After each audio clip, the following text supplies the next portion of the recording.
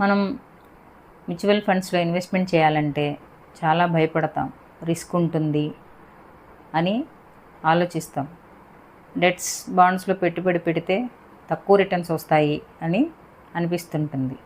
అలాంటి వారి కోసం ఐసిఐసిఐ ప్రుడెన్షియల్ వాళ్ళు ICICI Prudential balanced hybrid fund ఎన్ఎఫ్ఓని తీసుకొచ్చారు. ఈ వీడియోలో ఈ ఎన్ఎఫ్ఓ గురించి మనం వివరంగా తెలుసుకుందాం.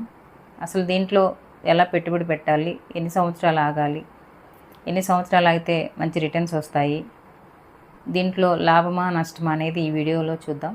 చివరి వరకు చూడండి, ఎక్కడా స్కిప్ చేయొద్దు.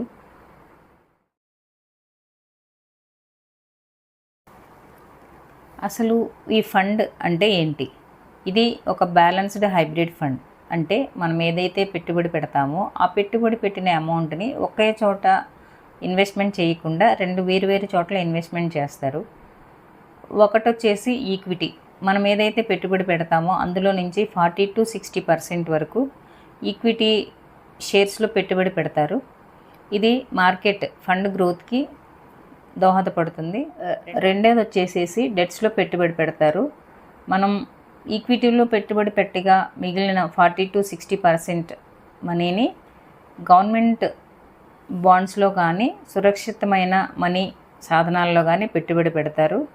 ఇది మన మనీ గ్రోత్కి స్టెబిలిటీని ఇస్తుంది. మార్కెట్ బాగా పెరిగినప్పుడు షేర్ మార్కెట్ నుంచి లాభాలు వస్తాయి. అదే మార్కెట్ పడిపోయినప్పుడు డెట్ ద్వారా మన మనీ సురక్షితంగా ఉంటుంది. ఈ ఎన్ఎఫ్ఓ యొక్క ముఖ్య వివరాలు చూద్దాం. ఈ ఎన్ఎఫ్ఓ జూన్ 30th నుంచి జూలై 14th 2026 వరకు అందుబాటులో ఉంటుంది. కనీస పెట్టుబడి, మీరు ఒకేసారి పెట్టుబడి పెట్టాలి అనుకుంటున్నట్టయితే తక్కువలో తక్కువ కనీసం 500తో కూడా పెట్టుబడి పెట్టవచ్చు, ఇన్వెస్ట్మెంట్ స్టార్ట్ చేయొచ్చు. అదే ప్రతి నెల కట్టాలి అనుకుంటే ఎస్ఐపి ద్వారా ప్రతి నెల ₹1000 చొప్పున ఇన్వెస్ట్మెంట్ చేయవచ్చు. మనం ఏదైనా పెట్టుబడి పెట్టే ముందు అన్నీ వివరంగా తెలుసుకొని పెట్టుబడి పెడతాం కదా, అలాగే ఈ పెట్టుబడిలో కూడా కొన్ని రూల్స్ ఉన్నాయి. ఆ రూల్స్ ఏంటో చూద్దాం. First, exit load. మీరు డబ్బులు పెట్టుబడి పెట్టిన 1 year లోపు 30% కంటే ఎక్కువ విత్డ్రా చేస్తే 1% ఎగ్జిట్ లోడ్ పడుతుంది. అంటే మీరు ₹1,00,000 ఇన్వెస్ట్మెంట్ చేశారనుకోండి, ₹1,00,000లో ఒక 25,000 విత్డ్రా చేశారు, దాని మీద ఎలాంటి ఎగ్జిట్ లోడ్ పడదు. అదే 50,000 విత్డ్రా చేశారనుకోండి, దాని మీద ఎంత ఎగ్జిట్ లోడ్ పడుతుందో చూద్దాం.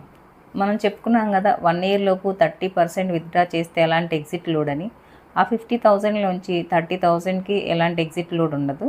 రిమైనింగ్ 20,000కి 1% ఎగ్జిట్ లోడ్ ఉంటుంది. రెండవది ట్యాక్సేషన్.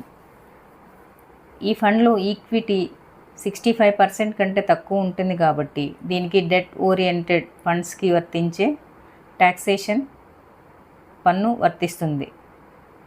చివరగా ఈ ఫండ్ ఎవరికి సెట్ అవుతుంది?